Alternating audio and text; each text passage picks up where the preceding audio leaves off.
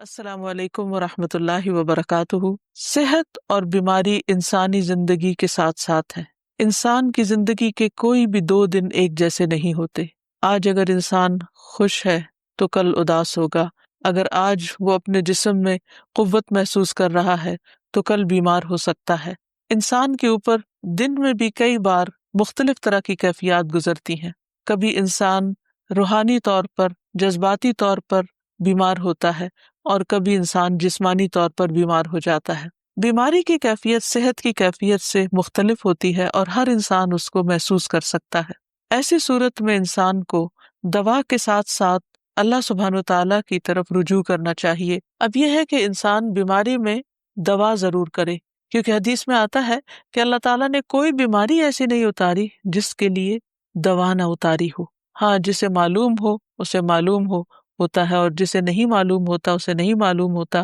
بعض اوقات اللہ تعالیٰ ڈاکٹر کے دل میں ڈال دیتا ہے اور اس کا علاج اس کو سمجھ میں آ جاتا ہے، اور بعض اوقات وہ بیماری لا علاج ہوتی ہے، حالانکہ اس کا علاج موجود ہوتا ہے مگر کسی کو بھی علاج سمجھ میں نہیں آتا۔ بہرحال نوعیت کچھ بھی ہو تو علاج ضرور کراتے رہنا چاہیے، اور کبھی مایوس نہیں ہونا چاہیے کہ اس بیماری کا علاج ہو نہیں سکتا۔ نہیں، ایک کے بعد ایک کوشش انسان کرتا رہے، اور جب اللہ کا اذن ہوگا بیماری دور ہو جائے گی۔ اور اس کے ساتھ ساتھ انسان یہ بھی یقین رکھے کہ شفا اللہ کے ہاتھ میں ہے، کسی ڈاکٹر کے ہاتھ میں نہیں، کسی انسان کے ہاتھ میں نہیں، کیونکہ جب تک اللہ کا اذن نہ ہو شفا نہیں ہو سکتی، خواہ کوئی کتنا بھی بڑا ڈاکٹر کیوں نہ ہو۔ اسی لیے نبی صلی اللہ علیہ وسلم کی دعاؤں کے آخر میں آتا ہے کہ لا شفا الا شفاؤ، کوئی شفا نہیں مگر تیری ہی شفا، یعنی جو اللہ سبحانہ و تعالیٰ اپنے بندے کو شفا عطا کرے۔ پھر اسی طرح یہ ہے کہ حضرت ابراہیم علیہ السلام نے اللہ سبحانہ وتعالیٰ کے بارے میں فرمایا تھا کہ وَإِذَا مَرِضْتُ فَهُوَ يَشْفِينِ،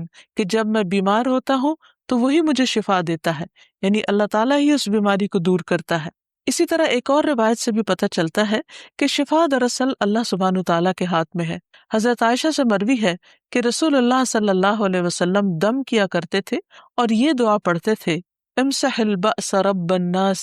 بیدک الشفاء لا یکشف الکرب الا انت، اے لوگوں کے رب تکلیف کو دور کر دے، تیرے ہی ہاتھ میں شفا ہے، تیرے سوا اس کو دور کرنے والا اور کوئی بھی نہیں۔ پھر اسی طرح انسان جب کسی بیمار کی عادت کے لیے جائے تو اس پر بھی دعا پڑھے اور اس کے لیے دعا کرے۔ رسول اللہ صلی اللہ علیہ وسلم نے فرمایا، جو مسلمان کسی ایسے بیمار کی عیادت کے لیے اس کے پاس آئے جس کی موت کا وقت قریب نہ آیا ہو، اور 7 مرتبہ یہ پڑھے، اسأل اللہ العظیم رب العرش العظیم ان یشفی فلانا من وجعہ، میں اس عظمت والے اللہ سے سوال کرتا ہوں جو عرش عظیم کا رب ہے کہ فلاں کو اس کی تکلیف سے شفا عطا فرمائے، تو اللہ عز و جل اسے شفا عطا فرما دیتا ہے۔ اور پھر ہم دیکھتے ہیں کہ تمام انبیاء اپنی بیماریوں میں، تکلیفوں میں اللہ تعالیٰ کو پکارتے تھے، جیسا کہ ایوب علیہ السلام کی دعا قرآن مجید میں آتی ہے، وَأَيُّوبَ إِذْ نَادَى رَبَّهُ أَنِّي مَسَّنِيَ الضُّرُّ وَأَنْتَ أَرْحَمُ الرَّاحِمِينَ فَاسْتَجَبْنَا لَهُ فَكَشَفْنَا مَا بِهِ مِنْ ضُرٍّ وَآتَيْنَاهُ أَهْلَهُ وَمِثْلَهُمْ مَعَهُمْ رَحْمَةً مِّنْ عِندِنَا وَذِكْرَى لِلْعَابِدِينَ۔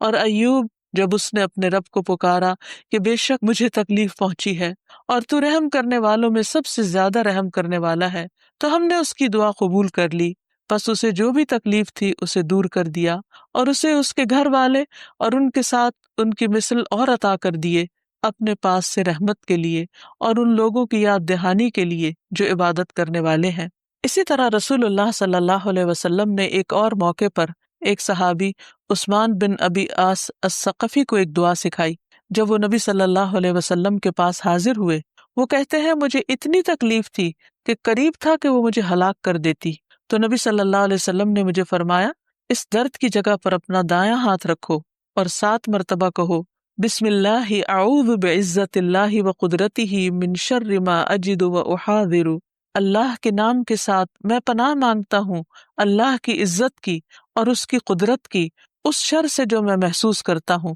یعنی اس تکلیف سے بچنے کے لیے جو مجھے محسوس ہو رہی ہے اور جس سے میں خوف محسوس کرتا ہوں۔ عثمان کہتے ہیں کہ جب میں نے یہ پڑھا تو اللہ سبحانہ وتعالیٰ نے مجھے شفا عطا کر دی۔ پھر اسی طرح ہر بیماری سے شفا کی دعا نبی صلی اللہ علیہ وسلم نے سکھائی۔ عبداللہ بن عباس سے مروی ہے کہ نبی اکرم صلی اللہ علیہ وسلم نے فرمایا، جب کوئی شخص کسی ایسے مریض کی عیادت کرے جس کی موت کا وقت ابھی قریب نہ آیا ہو اور اس کے پاس 7 مرتبہ یہ دعا پڑھے، اسأل اللہ العظیم رب العرش العظیم ان یشفیک، میں عظمت والے اللہ جو عرش عظیم کا رب ہے اس سے دعا کرتا ہوں کہ وہ تمہیں شفا عطا کرے، تو اللہ تعالیٰ اسے اس مرض سے شفا عطا کر دے گا۔ پھر اسی طرح نبی صلی اللہ علیہ وسلم اگر کسی کو کوئی پھوڑا بنسی ہوتی تو اپنے لعاب دہن کے ساتھ زمین کی مٹی تھوڑی سی لے کر اس درد تکلیف والی جگہ پر لگاتے تو اس سے بھی شفا ہوتی۔ حضرت عائشہ کہتی ہیں کہ جب کسی انسان کے عضو میں کوئی تکلیف ہوتی،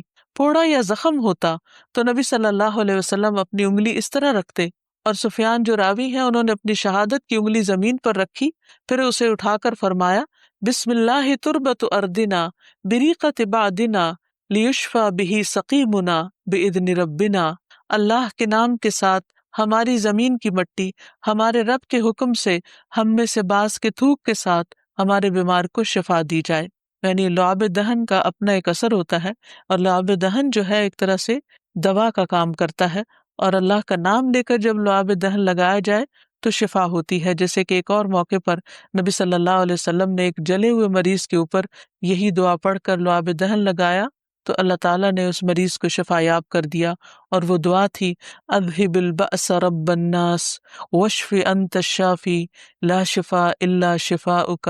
شفاء لا یغادر سقما۔ پھر اسی طرح ایک موقع پر ایک قبیلے کے سردار کو جب بچھو نے کاٹ لیا اور اس کے جسم میں زہر پھیل گیا تو ایک صحابی نے سورۃ الفاتحہ پڑھ کر اس پر دم کیا تو اس سے اس کو شفا ہو گئی، اور یہ بات جب نبی صلی اللہ علیہ وسلم کو بتائی گئی تو آپ اس پر خوش ہوئے۔ اور سورۃ فاتحہ سب لوگوں کو آتی ہے، اسی لیے اس کا نام سورۃ الشفا بھی ہے، کیونکہ یہ بیماری میں بطور علاج پڑھی جاتی ہے مریض پر، مریض خود بھی پڑھ سکتا ہے اور اس کے اٹینڈنٹس بھی اس پر پڑھ سکتے ہیں۔ حضرت علی رضی اللہ تعالیٰ عنہ کہتے ہیں کہ نبی صلی اللہ علیہ وسلم کو بچھو نے ڈس لیا اور آپ نماز پڑھ رہے تھے۔ جب آپ نماز سے فارغ ہوئے تو آپ نے فرمایا، اللہ تعالیٰ بچھو پر لعنت کرے، یہ نہ نمازی کو چھوڑتا ہے نہ کسی اور کو۔ پھر آپ نے پانی اور نمک منگوایا، آپ اس پر ملتے جا رہے تھے اور یہ صورتیں پڑھ رہے تھے، قل یا ایھا الکافرون وقل اعوذ برب الفلق اور قل اعوذ برب الناس، تو یہ بھی ایسے مواقع پر پڑھی جا سکتی ہیں۔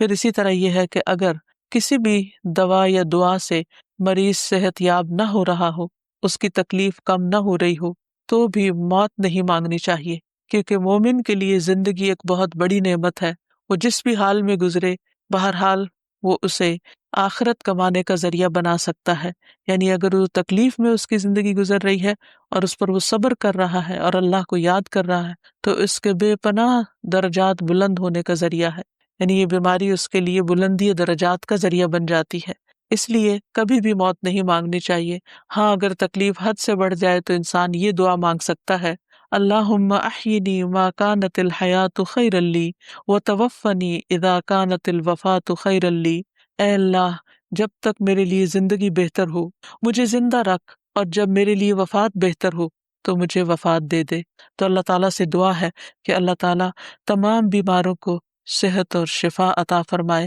اور ہمیں بیماری اور آزمائش کے موقع پر اپنی طرف رجوع کرنے کی توفیق دے، اور ہر طرح کے شرک اور ایسے کاموں سے بچائے جو اس کو ناراض کرنے والے ہیں۔ وآخر دعوانا ان الحمد للہ رب العالمین۔